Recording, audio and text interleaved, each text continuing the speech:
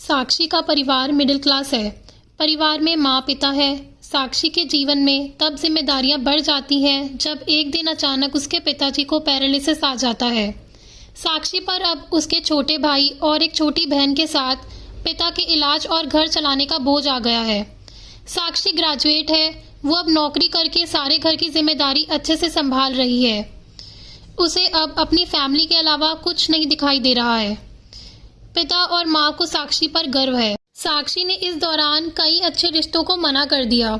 इसमें से कुछ उनके रिश्तेदारों ने बताए थे, इसलिए रिश्तेदार अब साक्षी से थोड़ा जलने लगे। साक्षी को एक लड़का रचित कुछ दिनों से फॉलो कर रहा होता है।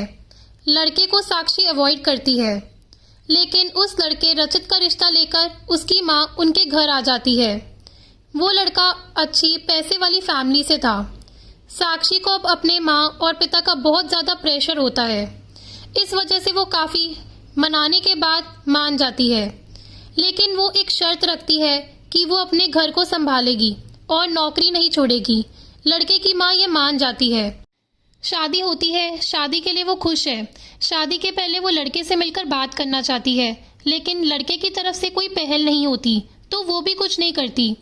जल्दी में शादी करवा दी जाती है। रचित शादी के दिन ही कई दिनों बाद उसे दिखाई दिया है। बहुत नर्वस लग रहा है।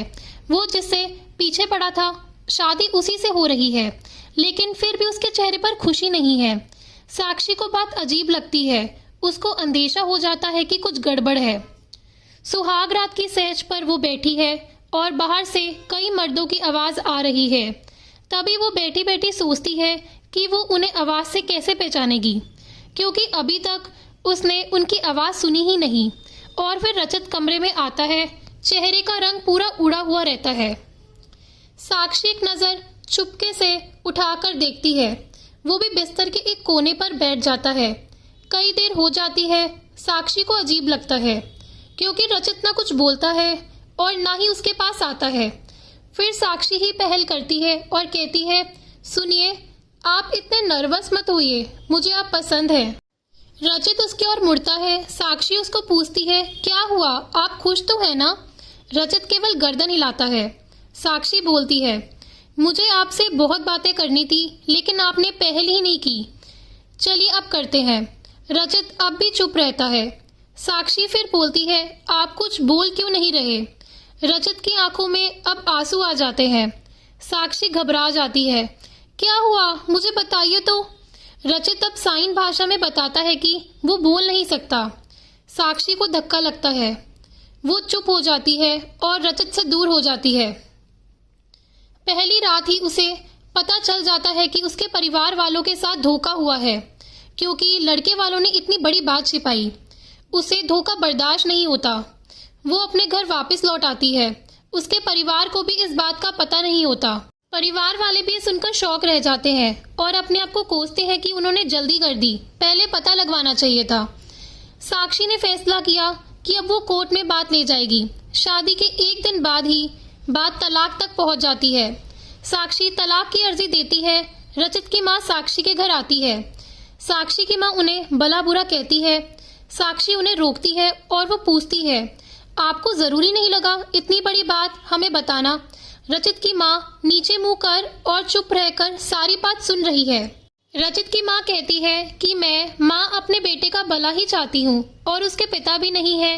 वो साक्षी को पसंद करता है, इसीलिए वो साक्षी से शादी करना चाहता है।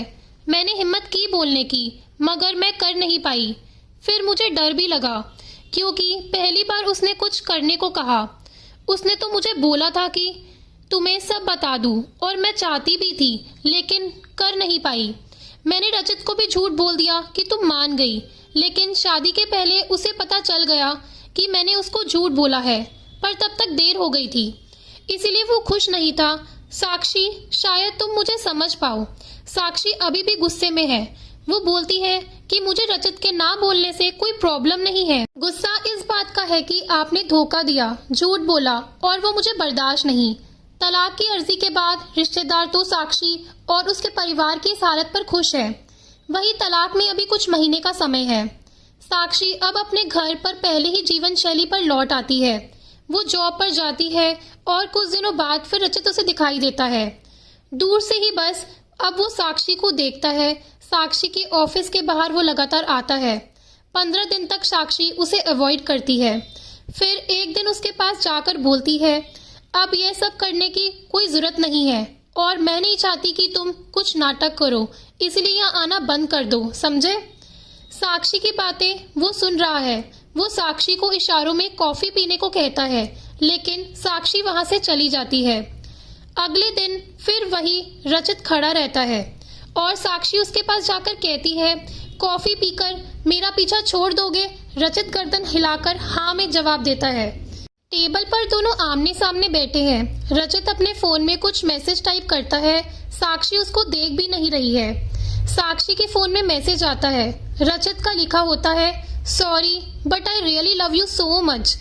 और बोलने को तो कोई झूठ भी बोल सकता है, लेकिन आंखें हमेशा सच बोलती हैं। एक बार मेरी आंखों में देख लो, फिर तुम्हें जो सही लगे वो करना। साक्षी का सारा गुस्सा मैसेज पढ़ते ही चला गया। वो धीरे से अपनी आंखें उठाकर रचित की आंखों में देखती है और उसकी आंखों में आंसू निकल आते हैं। वही वो उसको बोलती है, पहले ऐसी बात नहीं लिख सकते थे, मुझे आज तक कभी किसी ने ऐसे नहीं समझाया। वो खड़ी होती है और रचित को बोलती है, चलो मेरा सामान वापस ले आओ, अब तुम ही उठाकर ले जाओगे। रचित उठकर साक्षी को हक करता है। दोस्तों, अगर आपको ये कहानी पसंद आई हो तो प्लीज़ लाइक करना और चैनल को सब्सक्राइब करना। धन्यवाद।